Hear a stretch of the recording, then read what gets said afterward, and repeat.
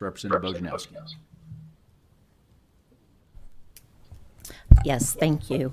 My first question is, could you, and these are all related to reading recovery, could you explain the roaming around the known aspect of reading recovery?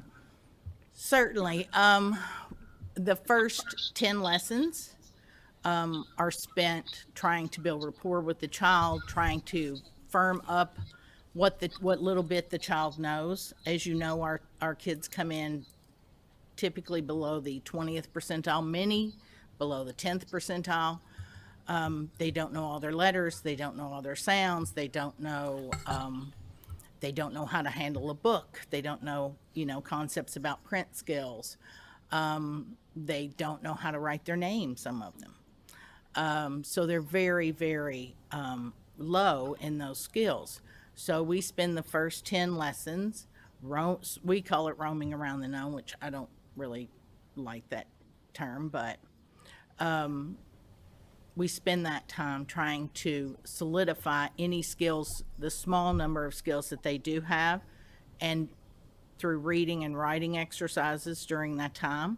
And they actually make quite a bit of progress just in those first 10 lessons, just solidifying the known, and then they're picking up knowledge as they go through those first 10 lessons. If I may, sir? Okay. So in the literacy lessons guidebook, it says during this time frame, you do not deliberately teach any new items and behaviors. By my calculation of your 12,563 students, that is 62,815 hours of absolutely no instruction. And I find that concerning. I'm going to move on. Emily Hanford had a podcast that dropped last week. She's a journalist, and there was a statement in there about Mari Clay, and this was in 2001 when she was trying to qualify for Reading First funding. And she was told that she didn't qualify, but that she could modify her program to include proper training for teachers and decoding skills so she could help turn the tide towards reading science. And the rumor is, and this is not something in print, this is through anecdotal conversations, she said, we will not change a thing in our program, but we will modify our description of reading recovery to comply with the law. And so what I've done recently, and so I have two different reading recovery manuals. I've got one from 1993, and I have the one from 2016. And what I've done is I've taken kind of a look through to see what has changed in reading recovery since, let's just say, from 1993, so the last 29 years. The procedure during a reading recovery lesson is the same. Reread familiar books, read yesterday's book, work a little bit on letter identification, write a story, hearing and recording sounds and words, reconstruct a cut-up story, share introduction to a new book, and read a new book. So that hasn't changed. There are direct quotes in both of the books that say, you can let the child predict a word, if he doesn't know a word, that he expects it to be based on his oral language. You can cover the problem word and ask for something you know he knows about that word. And there's this cueing process. The questions, does this word look right? Does it sound right to you? Does it make sense? What else could it be? These are verbatim in both of these manuals, before the National Reading Panel and to date today. If a child has bias towards using mainly letters, the teacher may orient the child to a picture as a source of meaning. Never in these manuals, I teach reading every day. And as my children read a book, if they get to a word they don't know, I write it on a whiteboard. We talk about what letters are in that word, what sounds we've explicitly and systematically learned that could be applied to that word. Never did I read, say the sounds of the letters and then blend it to make a word.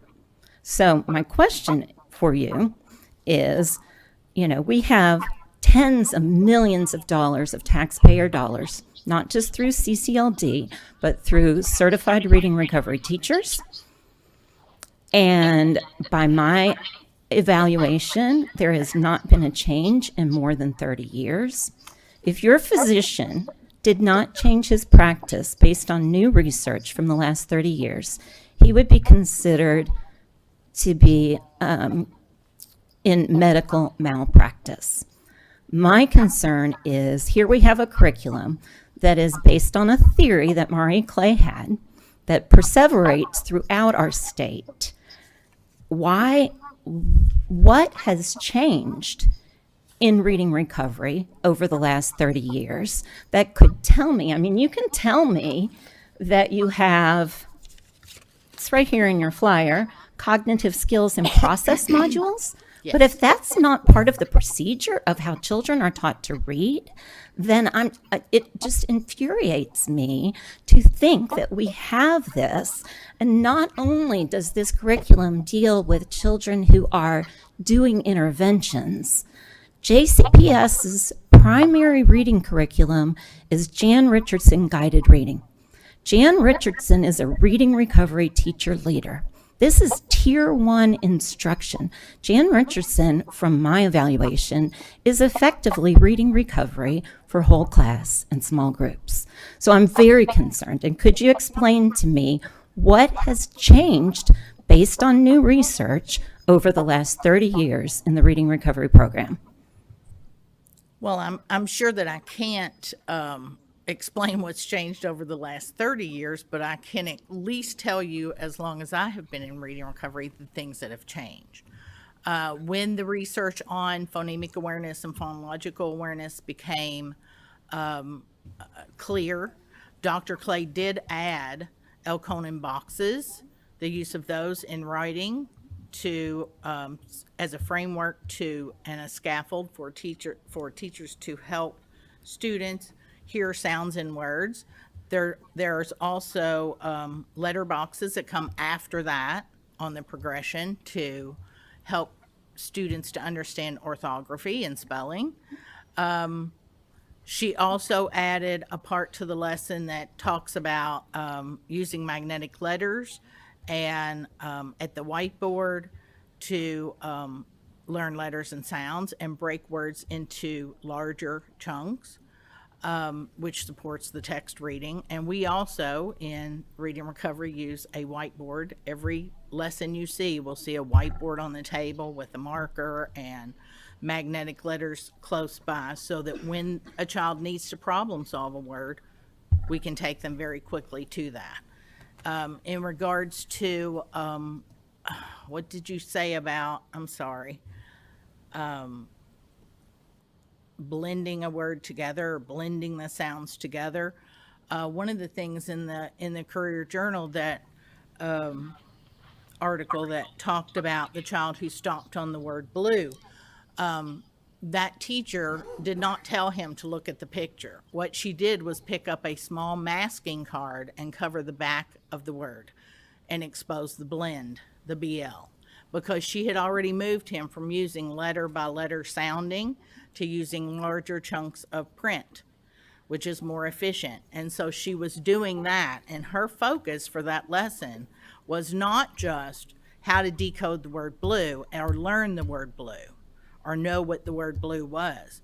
Her actual focus was teaching the child how to take a word apart into multiple parts, first part, last part, sound it out in parts rather than letter by letter, which is what he had been doing, and then reread the sentence and check on himself in context, because there are 25 years of research about combining context with decoding as a form of assist and as a form of checking on oneself, which really was teaching the child a self-regulated strategy that he can take back into the classroom and read on his own without appealing to the teacher or someone else to help him problem solve. And if I may just If you could wrap it up here, we got other questions. Okay. All right. So I'm going to close with a quote from Stanislas Dehaene, a cognitive neuroscience. We know that the conversion of letters into sounds is the key stage in reading acquisition. All teaching efforts should be initially focused on a single goal, the grasp of the alphabetic principle whereby each letter or grapheme represents a phoneme. Children need to understand that only in the analysis of letters one by one will allow them to discover a word's identity. I thank you. Thank you. Next,